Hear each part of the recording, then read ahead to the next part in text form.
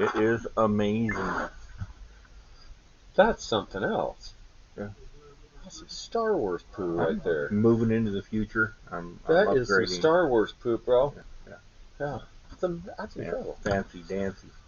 So is the subject today that you didn't want to tell me? Is the subject? is the topic of the day? I'm no longer on this. No. You wanted to tell me on here? Okay. All right. Oh my God! Oh, welcome back. Earthquake thing. There. Okay. Episode 24 of Everything's Late, Nobody Dies. Hello. Hello. I'm Eric. I'm Greg. I've gotten much better looking over the past week, if you haven't noticed. Well, I had somebody do that. Like, we were in a conversation about comic books and stuff, and I said something he didn't like, and it was one of those online things. He's like, well, you're bald. Yeah. Oh. Woo! Well. Man. Well, I just tell you you're ugly, that's all. Well, you got a couple of thumbs, you loser. Ah. All right. I don't know how that's an argument, but all sure. right. Okay. So, no, what I'm thinking, Yeah. this show drops. By the time you guys are seeing this, it is Monday, Halloween. Oh, it's Halloween, yeah. It is Halloween. Not Halloween as we're recording it because I am so lazy it takes me like 4 days to edit this thing. But well, every day is Halloween to me. Exactly. Easter is Halloween to me. There are similarities. The most famous zombie of all time. Famous zombie. Yeah. That's gonna lose a subscriber. All right. Anyway, so the ticker's going down. No, I just thought a good subject would be comics and horror. Not necessarily horror comics. We've seen a lot of those in the recent past couple of years. I think as comic collectors, as we age into it, we're kind of getting away from a lot of the superhero flash and fancy stuff, and the indie horror just seems to be more appealing. It's kind of going nuts. Yeah. And there's been some great books in the past few years. Yeah, there have. Really great books. You know, the Ice Cream Man stuff, Ha Ha was amazing in my opinion. A lot of the anthology stuff has done really well. Silver Coin has been fantastic. Yeah, I just started reading that. Man, it's so good. Yeah, they did a really good job with that. That is so good. I love that. I mean, and I love, when they do something like that is connected, but also standalone. Right. So, I like that because then, if you don't have a number one, somebody's like, oh, okay, well, I'm not going to read it. No, you can read number 13 or, number 7 or whatever. And it's okay. It's just it's a magic coin that gives people powers to do cool things, and they end up getting all messed up. And it's the same magic coin in issue 13 as it is in issue 1. Right. It's just a monkey's paw thing. Yeah. And that's the only way that they're related. Mm-hmm. So there's been a lot of horror books, and especially you get into September, October, November, you see a lot of those. Why do you think that is? Thanksgiving? Because we're all dark and twisty. Yep. Okay, that makes sense. Yeah. Sure.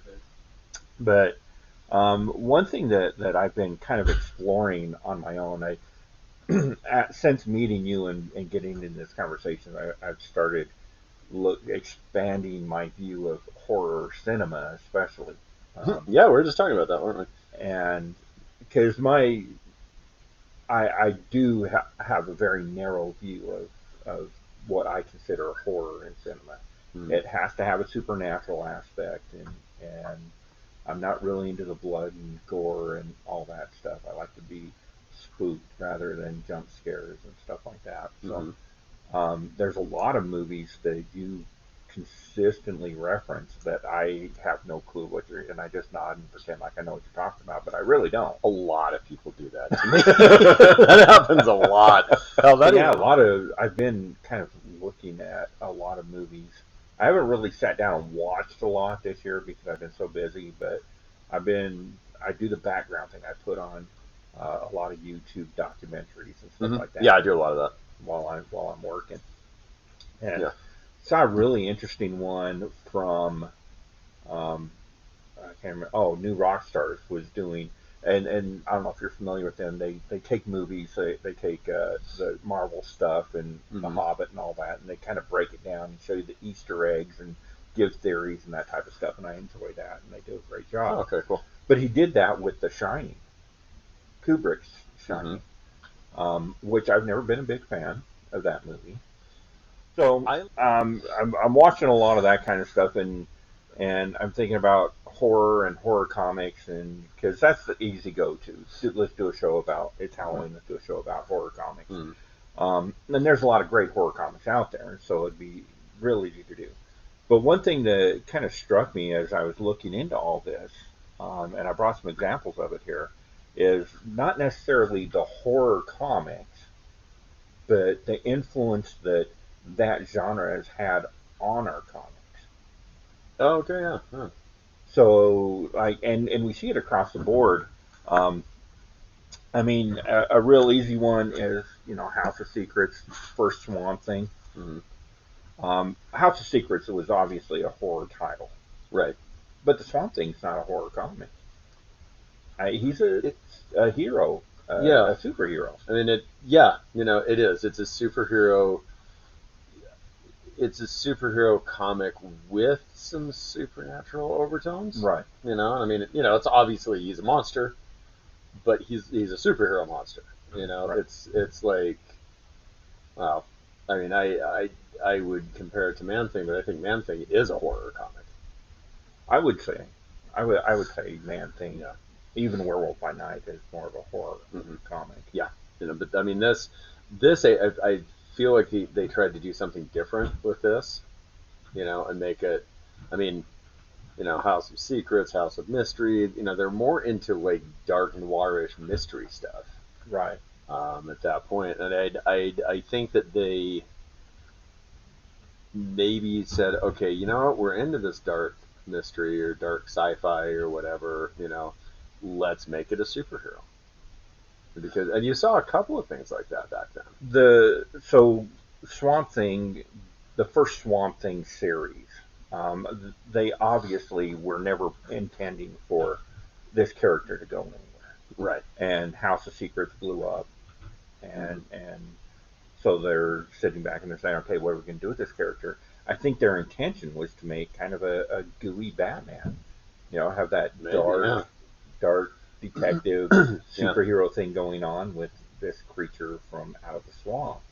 Yeah, that's true. I mean, and if you really look at it that way, then the horror comics or horror in general influenced Batman quite a bit. Yeah, very much. A creature of the night.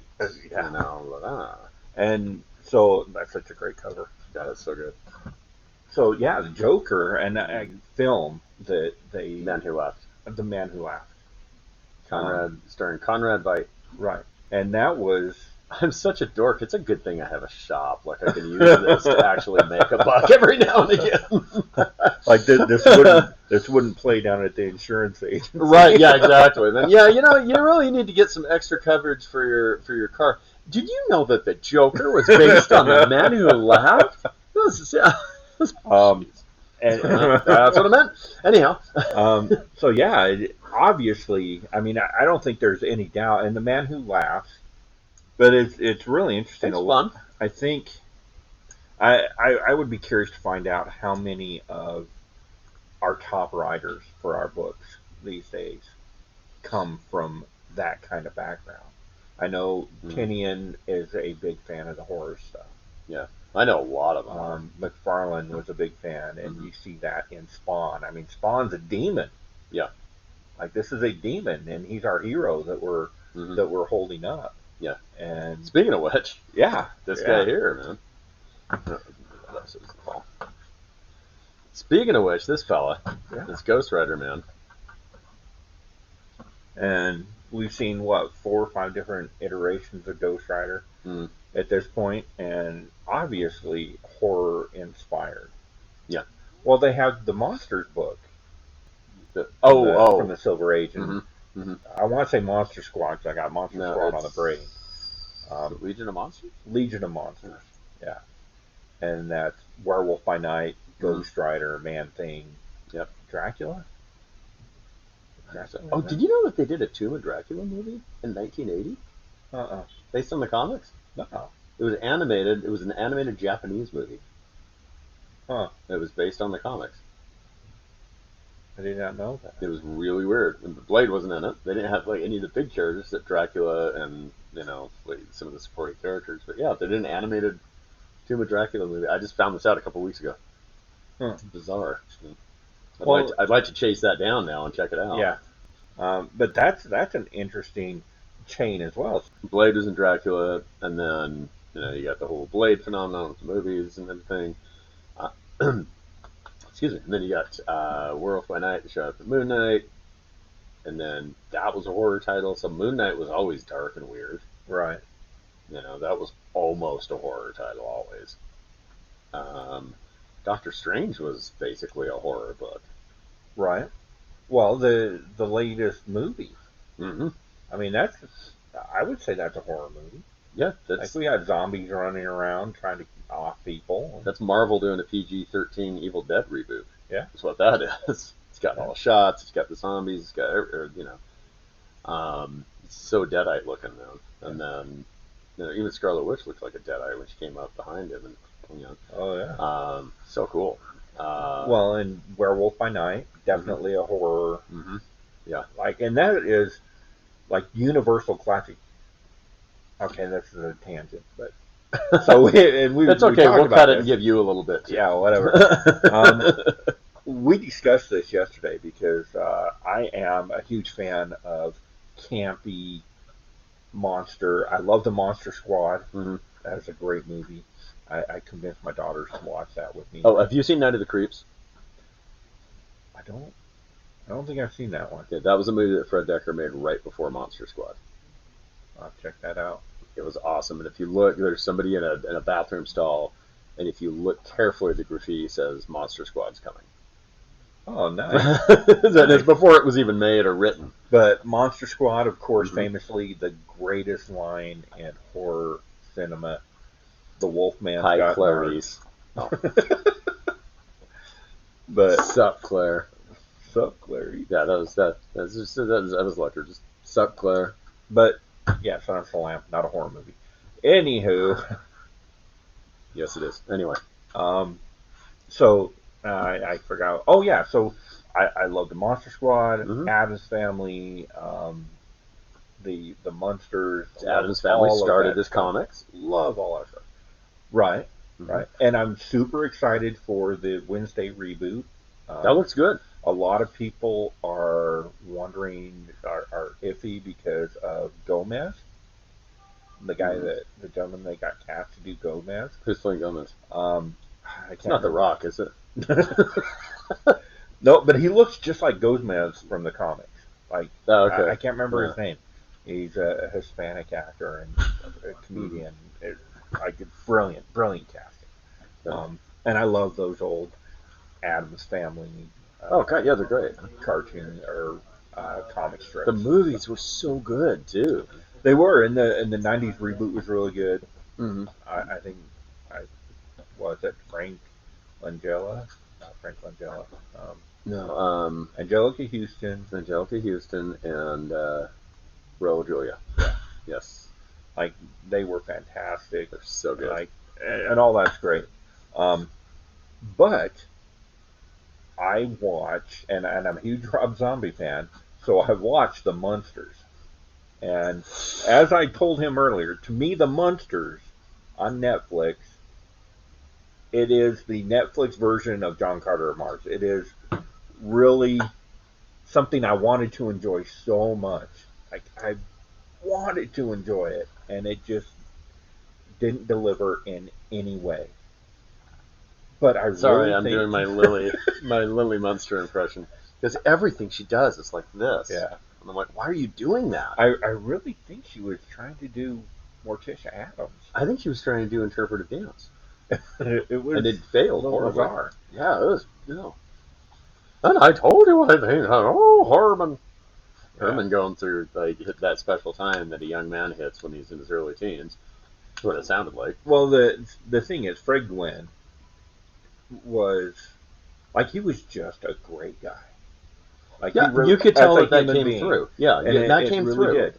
And I'm not saying that this new guy isn't. I don't know him. I've never seen the interviews. I wouldn't recognize him without the makeup. No.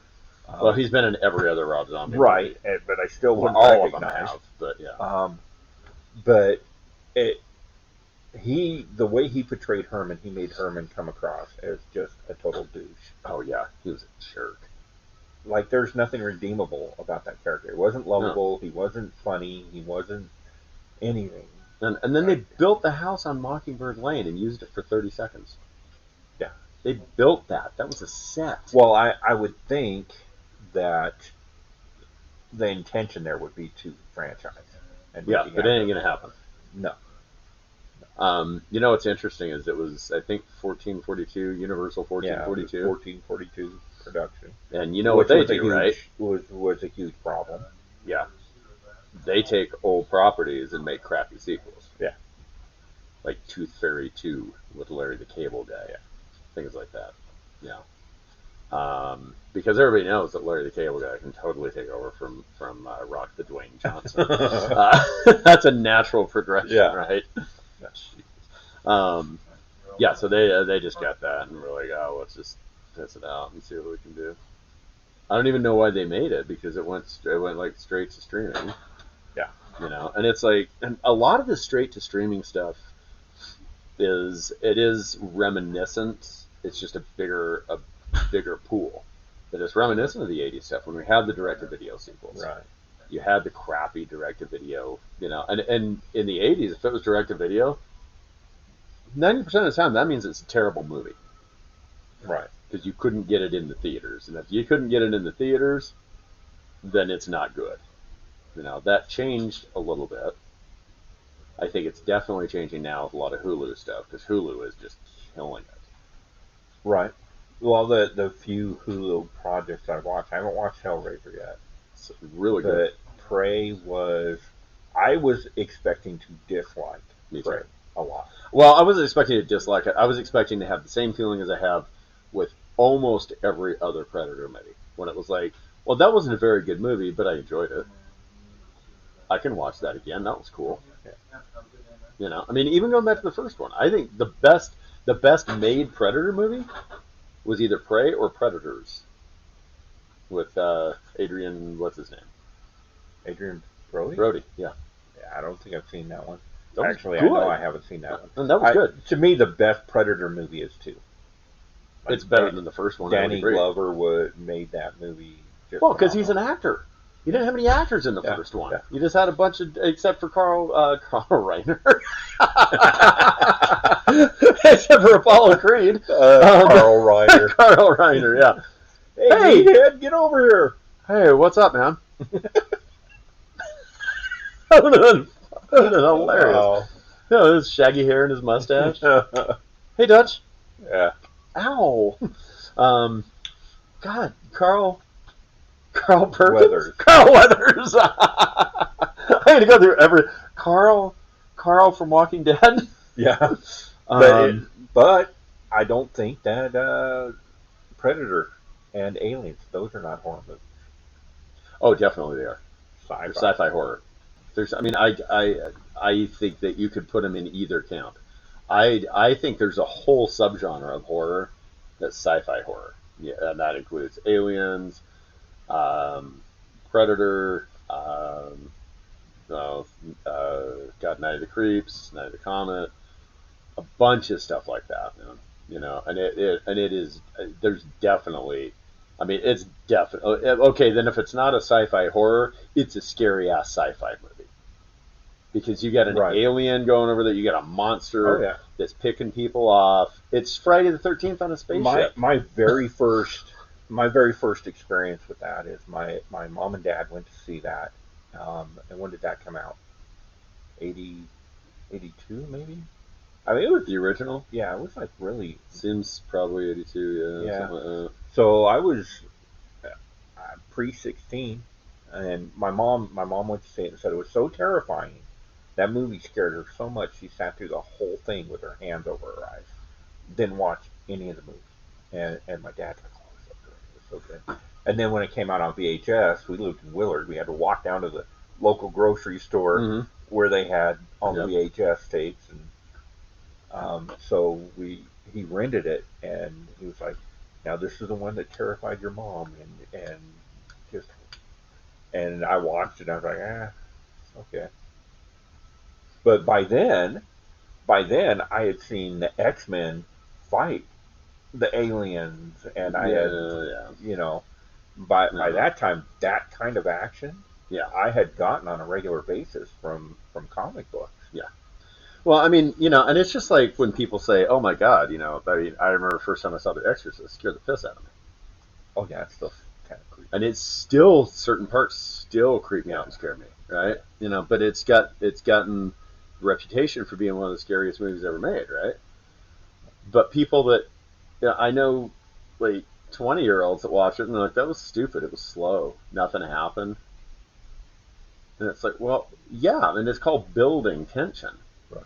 It's called a plot. It's called character development. So, I mean, I feel like if any of these old horror movies came out today, they would not do well. Probably not, because nowadays you're 5 minutes in, and if nothing gory or jump scares happen, you're on your phone and you're you're done. Yep. And you're on IMDb. Go, this sucks, man.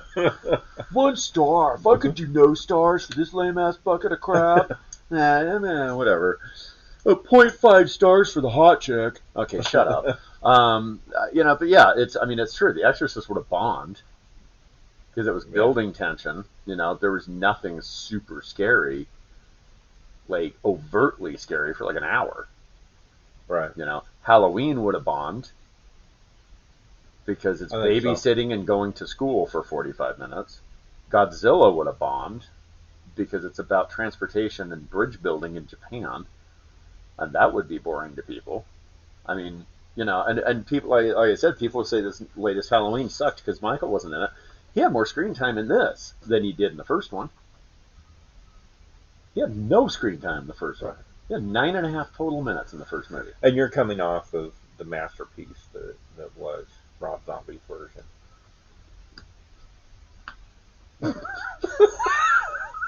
I enjoyed Rob Zombie's Halloween. Yes, they should have just called it Trailer Trash Pagan Celebration. Is what they should have called it. Man, if that wasn't Halloween, I would have probably liked the movie. But first off, Michael does not come from a white trash family with a stripper mom and a junkie alcoholic dad. Right. Okay. He didn't decide to kill everybody because he couldn't go trick or treating. Sure shit doesn't walk around with his mask on and talk to people. I mean, it was such a bad direction for that movie, for that reboot. He should not have called it Halloween.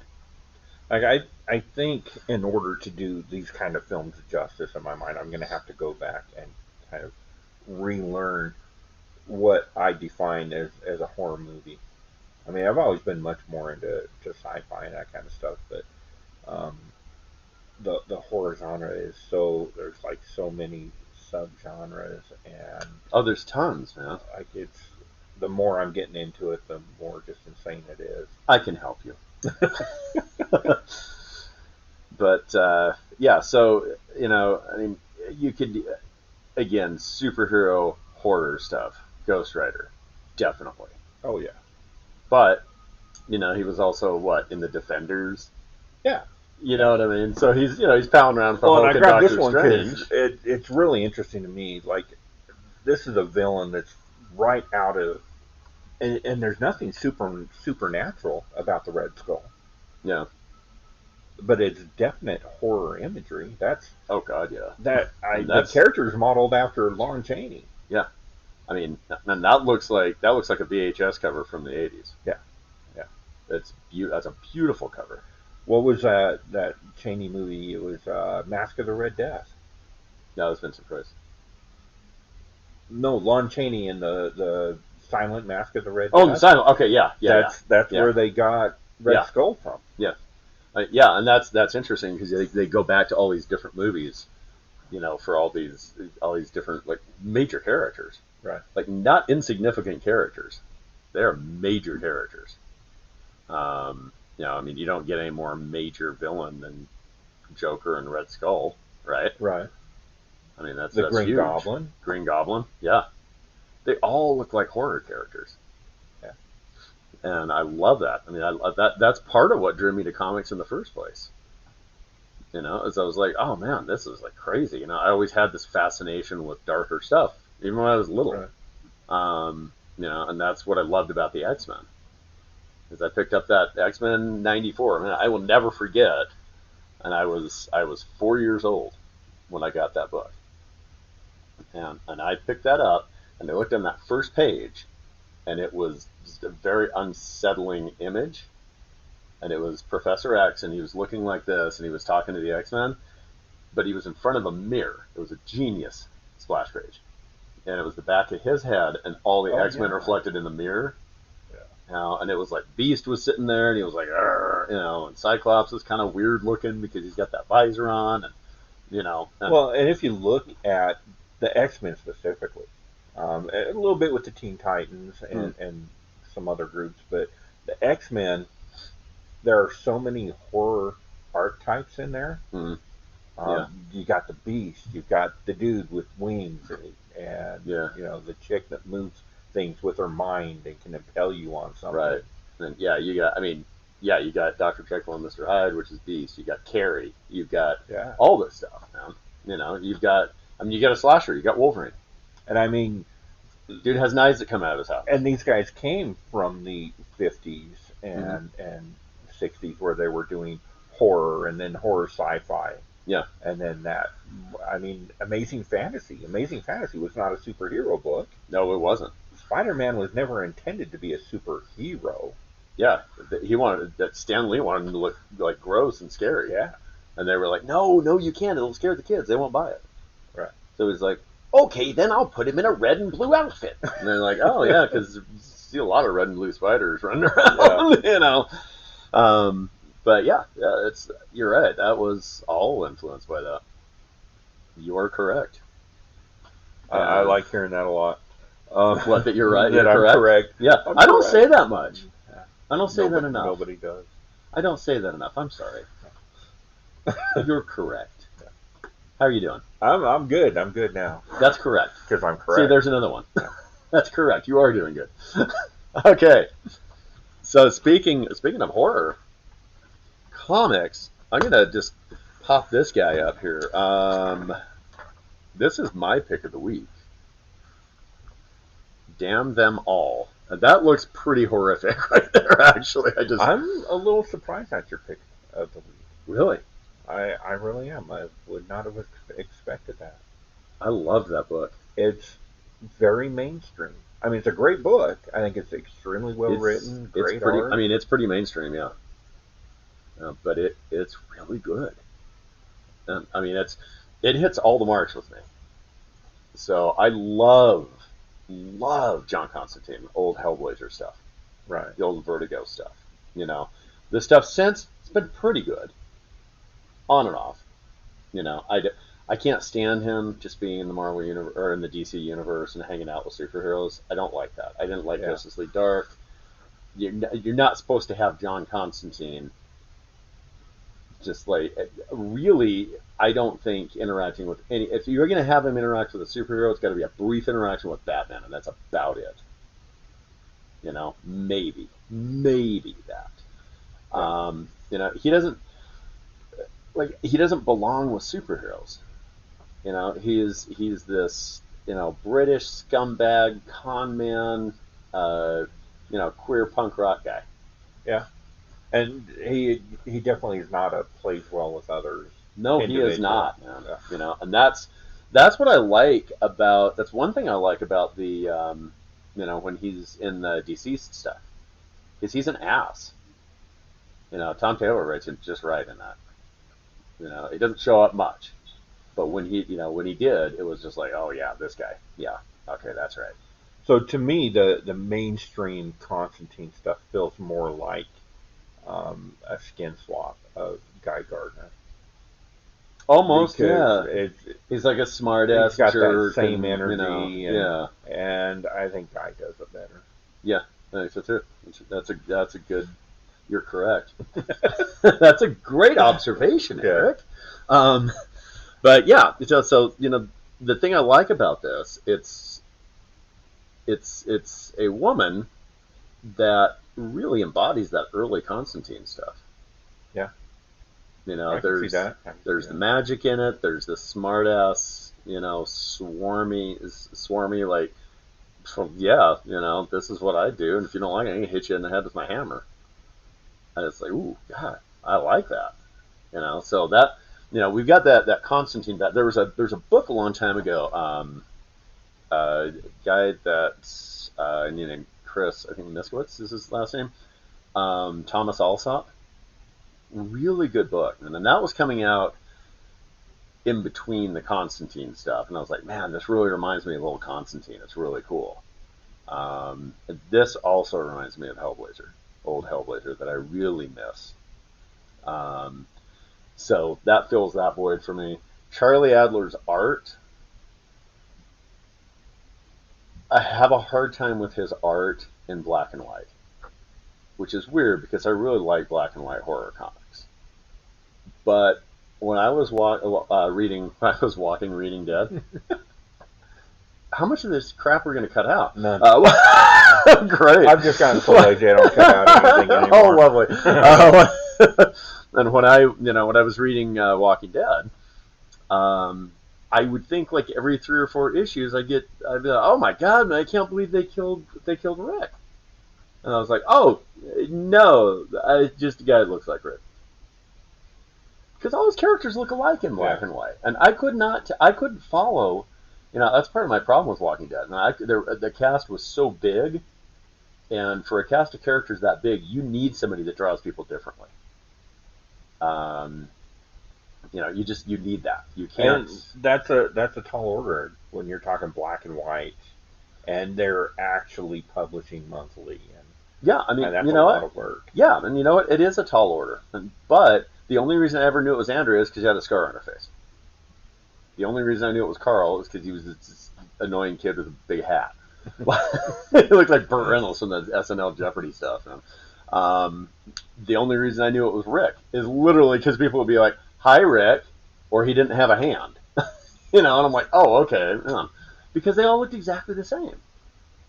And when he does color artwork, the thing that helps with that, because I think when it's color, he's an amazingly good artist. When it's black and white, it just doesn't work. The color, you got different outfits, you got different color hair, you got, you know what I mean? Right. All this stuff, and it seems like he took more time on this as well. It is well put together. It is really well put together. And Cy Spurrier, I love Cy Spurrier stuff. So great. He did a horrible scene in one of the Cross books with the dolphin. I'm not even going to go into that, but it was really funny. Let's just say I sent him a message and said, "Wow, gives new meaning to the word blowhole, huh?" And yeah, I thought it was funny. But I really like his writing. I think he's a great writer. He does really cool horror and like dark stuff. I mean, the only complaint I have with this is it's Boom, so it's got 73 different covers.